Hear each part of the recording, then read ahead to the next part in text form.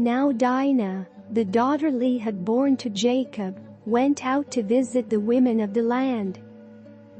When Shechem son of Hamor the Hivite, the ruler of that area, saw her, he took her and raped her. His heart was drawn to Dinah daughter of Jacob. He loved the young woman and spoke tenderly to her. And Shechem said to his father Hamor, "Get me this girl as my wife."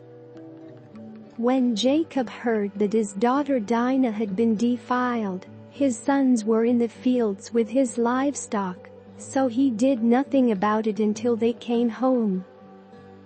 Then Shechem's father Hamor went out to talk with Jacob.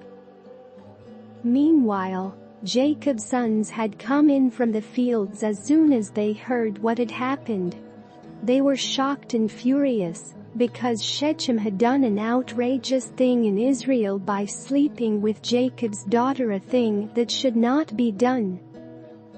But Hamor said to them, "My son Shechem has his heart set on your daughter. Please give her to him as his wife. Intermarry with us, give us your daughters and take our daughters for yourselves. You can settle among us, the land is open to you. Live in it, trade in it, and acquire property in it." Then Shechem said to Dinah's father and brothers, "Let me find favor in your eyes, and I will give you whatever you ask. Make the price for the bride and the gift I am to bring as great as you like, and I'll pay whatever you ask me. Only give me the young woman as my wife."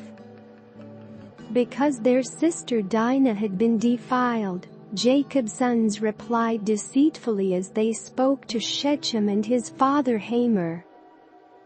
They said to them, "We can't do such a thing. We can't give our sister to a man who is not circumcised. That would be a disgrace to us.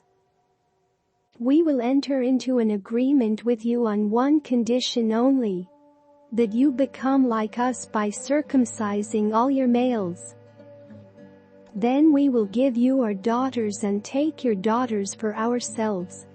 We'll settle among you and become one people with you.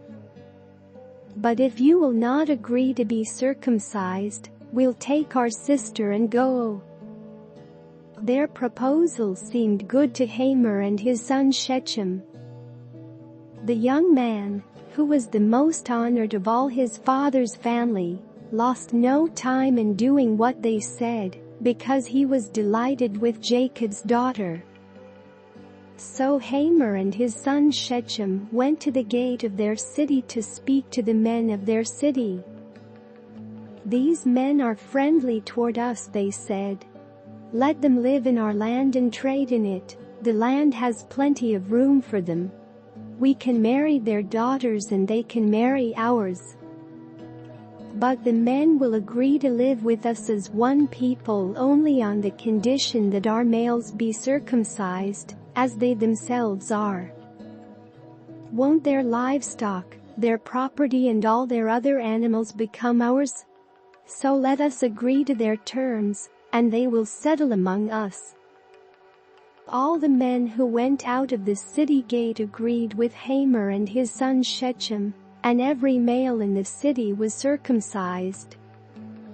3 days later, while all of them were still in pain, 2 of Jacob's sons, Simeon and Levi, Dinah's brothers, took their swords and attacked the unsuspecting city, killing every male.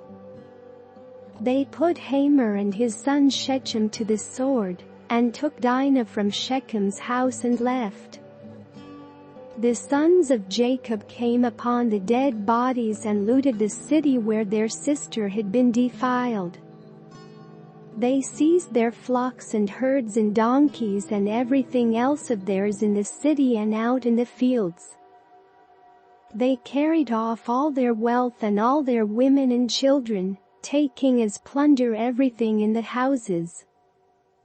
Then Jacob said to Simeon and Levi, "You have brought trouble on me by making me obnoxious to the Canaanites and Perizzites, the people living in this land, We are few in number, and if they join forces against me and attack me, I and my household will be destroyed."